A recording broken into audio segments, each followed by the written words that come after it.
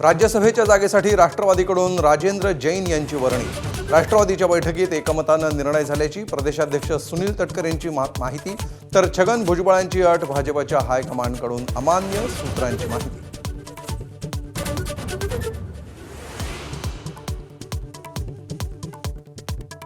मुंबईतील पाणी टँकर सेवा पूर्णपणे ठप्प होण्याची शक्यता। मुंबई वॉटर टँकर असोसिएशनचा आज मध्यरात्रीपासून संपाचा इशारा। CGWA कारवाईच्या विरोधात टँकर सेवा बंद ठेवण्याचा निर्णय।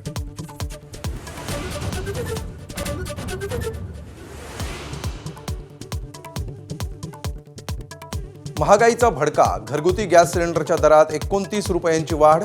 गेल्या 3 महिन्यात सिलेंडर 89 रुपयांनी महागला। मुंबईत सिलेंडर 942 रुपयांवर, गेल्या 5 महिन्यात 6व्यांदा दरवाढ।